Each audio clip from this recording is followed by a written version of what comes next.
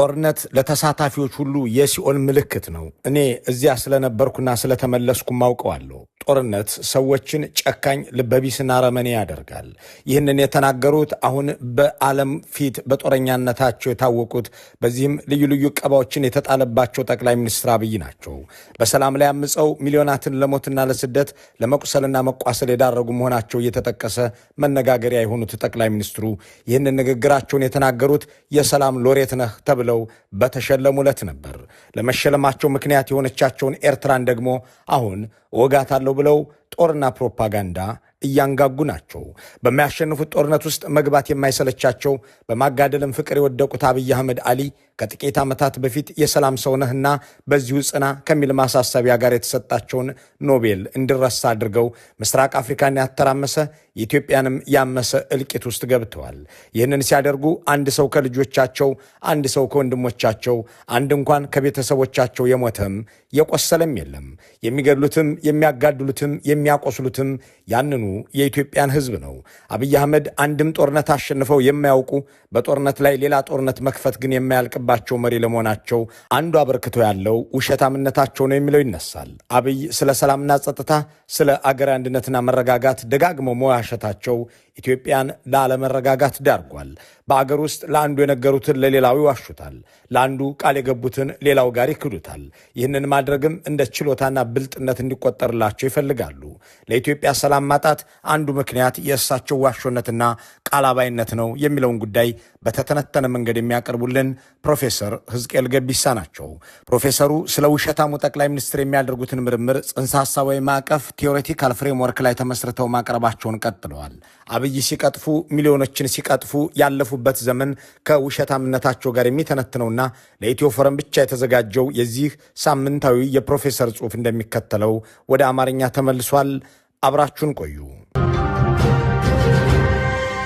አብይ አህመድ ወደ ስልጣን የመጡት ሰላምን እንደ ዋና ተልእኳቸው በማወጅ ነበር። ሃይማኖታዊ ቋንቋዎችን፣ መጽሐፍ ቅዱሳዊ ምሳሌዎችንና የይቅርታ ንግግሮችን በመጠቀም ስለ እርቅ፣ ስለ አንድነትና ስለ ኢትዮጵያ ቁስሎች መፈወስ ተናገሩ። የኖቤል ኮሚቴም የአፍሪካን ረዥሙን ጦርነት ያስቆመ ሰላም ፈጣሪ በማለት ዘውድ ጫነላቸው። ነገር ግን የአብይ የሰላም ንግግሮች ተራ ልፈፋ እንደነበሩ፣ መሰረታዊ ለውጥ ላይ ያልተመሰረተ ለፖለቲካ ተብሎ የተነገሩ ስልቶችም እንደነበሩ ኮሚቴው ልብ አላለም ነበር። በወቅቱ አንዳንድ ተንታኞች ሽልማቱ ትልቅ ጦርነት ለማካሄድ ሲነሱ ከምዕራባውያን የተሰጣቸው ይሁንታ ነው ሲሉ አስጠንቅቀው ነበር። አብይን እንደ ሰላም ሰው ያሞገሰው ዓለም አቀፍ ፕሬስ ብዙም ሳይቆይ የኖቤል ተሸላሚው ጦርነት ከፈቱ እያለ እንደሚዘግብም ተተንብዮ ነበር። ሽልማቱን ከተቀበሉ በኋላ ባሉት ዓመታት ሽልማቱ ራሱ አብይ ለጦርነት እየተዘጋጁ እንኳን እንደ ሰላም አርበኛ የመናገር ሞራል የሰጣቸው ይመስል ነበር። አሁን ኢትዮጵያ በሁሉም አቅጣጫ ሰፊ ወታደራዊ ዘመቻዎች ውስጥ ተዘፍቃለች። ስለዚህ በእሳቸው የሰላም ንግግርና በጦርነት ፍላጎቶቻቸው መካከል ያለው ተቃርኖ እንቆቅልሽ አይደለም። ለእሳቸው ሰላም የሚነገር ወሬ እንጂ የሚተገበር ፖሊሲ አልነበረም። ይህንን የሚያደርጉት በውሸትና በእውነት በተረትና በሐቅ መካከል ያለውን ልዩነት በማደብዘዝ ነው። ጦርነት ግን በተቃራኒው ተቋማትን ለመቆጣጠርና ስልጣንን ለማጠናከር የሚያገለግል የፖለቲካ መሳሪያቸው ሆነላቸው። የ2010 የኢትዮ ኤርትራ የሰላም ስምምነት ፖለቲካን ከሐቅ በማራቅ ሙሉ በሙሉ ወደ ድራማዊ ትርኢትና ተቋማትን ወደሚያፈርስ የአገዛዝ ዘይቤ የለወጡበት መንገድ ለዚህ ተምሳሌታዊ ማሳያ ነው። ዲፕሎማሲያዊ ስኬት መስሎ የታየው ክስተት በድራማና በእውነታ መካከል ያለውን መስመር ያደበዘዘ አዲስ የፖለቲካ ንግግር ዘይቤን ያስተዋወቀም ነበር። ከዚያም አብይ አህመድ ብቻቸውን የኢትዮጵያውያንን ሰላምና ጦርነት የሚበይኑ የሚወስኑ ሆኑ።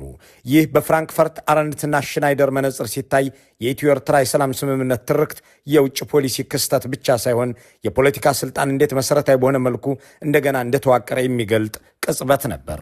የኢትዮ ኤርትራ መቀራረብ ለዓለም የተዋወቀው በሰነዶች፣ በስርዓቶች ወይም በተቋማዊ መንገዶች ሳይሆን በተከታታይ መግለጫዎች ነበር።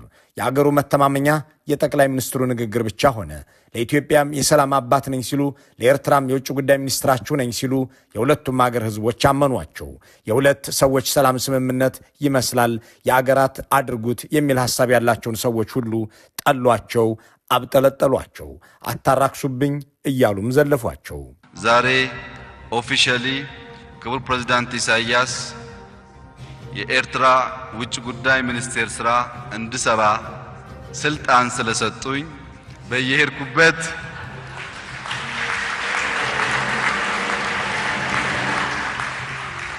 አቶ ኡስማን ወክዬ ከሰራው ኢትዮጵያና ኤርትራ ታርቀዋል፣ ጥሩ ነው። ግን የመሪዎች ግንኙነት ይመስላል። ለምን እንደዚህ ርክስክስ እናደርገዋለን? 20 ዓመት እኮ አልቻልንም መፍታት። 20 ዓመት ያልፈታነው ነገር ሲፈታ በልኩ ሳናወድስ የሚቀረውን ነገር ለማምጣት መጣር ስህተት ነው። ይህ ሂደት የአብይ አህመድን የአመራር ዘይቤ ቁልጭ አድርጎ የገለጠ ነበር። መዋሸት፣ ማታለል፣ እውነታውን እያናጉ ተቋማትን እያፈረሱ የግል ስልጣንን ማጽናት ላይ ያተኮረው የጠቅላይ ሚኒስትሩ ንግግር መጨረሻ እልቂትን አዋለደ። የኢትዮ ኤርትራን እርቅ በማስመልከት የጋራ ሴራና የወንጀል ትብብር እንጂ ምንም አይነት ተግባራዊ እርምጃ በመሬት ላይ አልነበረም። አብይና ኢሳያስ ድንበሮችን በታላቅ ድምቀት ከፈቱ። የተራራቁ ቤተሰቦች የተገናኙባቸው ምስሎችና የአውሮፕላን በረራዎች መጀመር ትልቅ ትርጉምና ደስታ ነበራቸው። ነገር ግን ምንም አይነት የአተገባበር ፕሮቶኮል አልወጣም። የድንበር ኮሚሽኑን ውሳኔ ተቀብያለሁ ሲሉ ቢደመጡም የድንበር ማካለል ስራውን ለማከናወን የሚያስችል ምንም አይነት እንቅስቃሴ አልነበረም። ጉዳዩ የሚመለከታቸው ማህበረሰቦችና እውቀቱ ያላቸው ሰዎች ተገፉ። በሁለቱ ሀገራት መካከል ፖለቲካዊና ኢኮኖሚያዊ እንዲሁም ጸጥታ ነክ መዘዞችን እንዴት ማለፍና ማስቀረት እንደሚቻል የሚያሳይ ግልጽ ፍኖተ ካርታ ሳይተዋወቅ ቀረ። በአብዛኞቹ የሰላም ሂደቶች ውስጥ ትክክለኛው ስራ የሚጀመረው ስምምነቱ እንደተፈረመ ነበር። ለአብይ ግን ከመደበኛ ተቋማዊ አሰራር ይልቅ ድራማው ይበልጥባቸውም አስፈላጊያቸውም ሆኖ ቀረበ። የምደመረው ከኢሳያስ ጋር አሰብን ልካፈል ነው አሉ። ህዝቡ ጮህና ደገፋቸው። ኢሳያስ በኢትዮጵያ ፍቅር የነደደ ነው አሉ። የኢትዮጵያ ህዝብ ደስ አለው። ይህ ሁሉ ግን አጭርና ድራማዊም ውሸትም ነበር። ከአስመራ ሲመለሱ የተስማማነው ሁሉ በ5 ነጥቦች ውስጥ የሚወድቅ ነው፣ ከእናንተ የተደበቀ ምንም ነገር የለም በማለት ለተሰበሰበ ህዝብ ተናገሩ። ምንም የሚያሳዩት የተፈራረሙት አንዲት ብጫቂ ወረቀት ግን አልነበራቸውም። ፓርላማውም ስምምነቱን እንዲወያይበት ወይም እንዲያጸድቀው ተጠይቆ አያውቅም።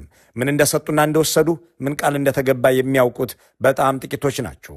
ምክንያቱም ሰውየው በአደባባይ የሚናገሩት ሁሉ ውሸትና ማታለል የሞላው ለአዲስ ጦርነት ዝግጅት የሚያመቻቸው ነበር። ወዲያውኑ ተከፈተ የተባለው ድንበር ተዘጋ። ምንም አይነት የንግድ፣ የስደተኞች፣ የጉምሩክ ወይም የጸጥታ ማዕቀፎች አልተዘረጉም። ወታደራዊ ምልመላና ስልጠናውም ሳይቋረጥ ቀጠለ። በመጨረሻም የሁለቱም ሀገራት የዲፕሎማሲ ግንኙነት አብቅቶ ወደ መወነጃጀል ተገብቷል። ዘላቂ ሰላም በመንግስት ከመንግስት ስልቶች ላይ ሳይሆን በሁለቱ መሪዎች የግል ግንኙነት ላይ የተመሰረተ ሆነ። ይህ በአጋጣሚ የሆነ ሳይሆን ሆን ተብሎ የተነደፈ ነበር። ግቡ ግልጽና ተጠያቂነት ያለው የሰላም መዋቅር መገንባት ሳይሆን ለፖለቲካ ዓላማ ሊውል የሚችል የሰላም ድራማ ማሳየት ነበር። በጊዜ ሂደት ትርኢቱ ሰላምን ለማምጣት የታለመ እንዳልነበር ግልጽ ሆነ። የታለመው ጦርነት ለመቀስቀስ ነበር። ማንኛውም የሰላም ሂደት በመሰረቱ ፖለቲካዊና ዲፕሎማሲያዊ ተግባር ነው። አብይ አህመድ ግን ከኤርትራ ጋር ያለውን መቀራረብ እንደ መንፈሳዊ መነቃቃት፣ ኢትዮጵያውያንን ከጥላቻ ፍቅርን፣ ከበቀል ይቅርታን ምረጡ ሲሉም የሞራል ጉዳይ አድርገው አቀረቡት። እርቅን በፖለቲካዊ ደርዙ ሳይሆን በመንፈሳዊ መልኩ እንዲታይ በማድረግ ተጨባጭ ህጋዊ፣ ኢኮኖሚያዊ ወይም ጸጥታ ነክ ስምሪቶችን አለመካተታቸው ትኩረት እንዳያገኝ አደረጉ። ጉዳዩ የብሔራዊ ጥቅም ቢሆን ኖሮ የኢትዮጵያን ፍላጎቶች ችላ ባላሉ ነበር። በድንበር ኮሚሽኑ ውሳኔ በጣም የሚጎዱት የትግራይ ማህበረሰቦች ምክክር አልተደረገላቸውም፣ አልተጠየቁም። በህገ መንግስቱ የሚፈለገው የፓርላማ ምርመራ አልተደረገም። ይልቁንም ህዝቡ ያገባውም ብለው አረፉ። ሰላም እርቅ ጉዳይ ከኤርትራ ጋር ያለው ህዝብን ያካተተ ቢሆን ጥሩ ነው የሚል ጥያቄ የአሁኑ ጠቅላይ ሚኒስትር አብይ ህዝብ አይደለም የህዝብ ስላልሆነ ከኛ ክልል ሰው ከሌለበት ከሆነ እሱ አይቻልም። ስንዋጋም ሀገር የሚመራው ጠቅላይ ሚኒስትር ተዋጉ ሲል ተዋጋን እንጂ በውክልና አልተዋጋንም፣ እንኳን ለመታረቅ ማለት ነው። አብይ አህመድ የኢትዮ ኤርትራን ሰሞነኛ ስምምነት የያዙበት መንገድ ትክክለኛ ባህሪያቸውን ከገለጡ አጋጣሚዎች አንዱ ነው። መጀመሪያ ስኬታቸውን አጋነኑት፣ ሰላምና እርቅ ሆኗል ብለው አወጁ። ውስብስብነቱ ግን እንዲያንስ አደረጉት። የድንበር ማካለልን፣ ምክክርንና ተቋማዊ አሰራርን የማያስፈልግ እንዲሁም አንገብጋቢ ያልሆነ አድርገው ቆጠሩት። አጠቃላይ ሂደቱ የተደበቀ በግል ግንኙነትም ላይ የተመሰረተና ሰነድ አልባ ነበር። እውነተኛ የሰላም ሂደት ከሚፈለገው ይልቅ ጠቅላይ ሚኒስትሩ በጽህፈት ቤታቸው የሚሰጠው ተምሳሌታዊ እርምጃ እንደ መዋቅራዊ ለውጥ ተደርጎ እንዲቀርብና ፕሮፓጋንዳን በመቆጣጠር ላይ ተጠምደው ከረሙ።